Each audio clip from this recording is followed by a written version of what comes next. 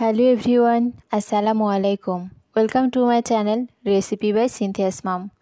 আজকে আমি আপনাদের জন্য নিয়ে এসেছি অসম্ভব মজার একটি রেসিপি, সেটা হচ্ছে ছানার সন্দেশ রেসিপি।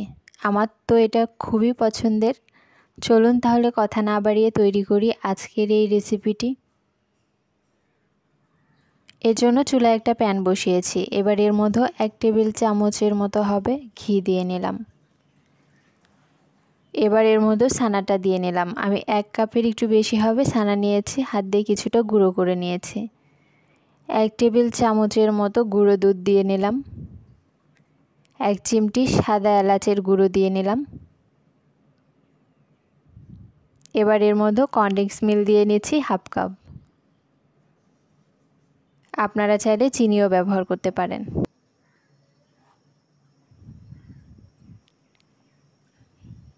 এবার আমি চুলাটা জ্বালিয়ে দিয়েছি, ভালো মতো একটু নেড়ে নিচ্ছি।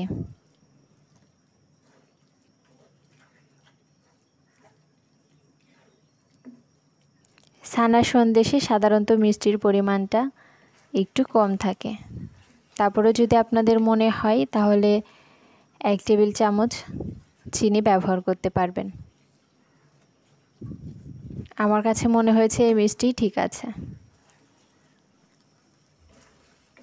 এবার অনবরত নেড়ে শুকনো হয়ে আসা পর্যন্ত রান্না করব।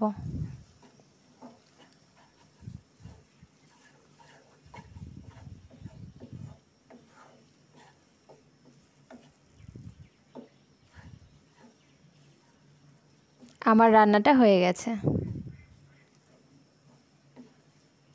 এবার আমি নামিয়ে নিব। এখানে ছোট একটা ট্রে নিয়েছি, এবার এই ট্রের উপর সবগুলো উঠিয়ে নিচ্ছি। এভাবে চাপিয়ে ট্রের উপর একটু সেট করে নেব, যেন উপরে সমান হয়।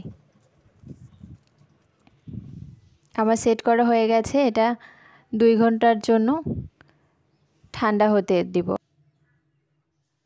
ফিরে আসলাম 2 ঘন্টা পরে। এবার একটা চাকুর সাহায্যে পছন্দ মতো শেপে কেটে নিচ্ছি।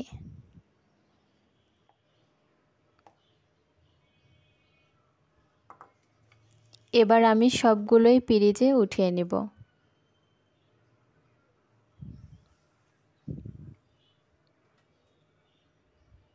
দেখার সৌন্দর্যের জন্য উপরে একটু কাঠবাদাম দিয়ে সাজিয়ে নিচ্ছি। তৈরি হয়ে গেল আমার অসম্ভব মজার ছানার সন্দেশ রেসিপি। আমার আজকের এই রেসিপিটি যদি ভালো লাগে অবশ্যই একটা লাইক দিবেন, কমেন্ট করবেন এবং শেয়ার করবেন। আজকে এই পর্যন্তই। সবাই ভালো থাকবেন, সুস্থ থাকবেন। আল্লাহ হাফেজ।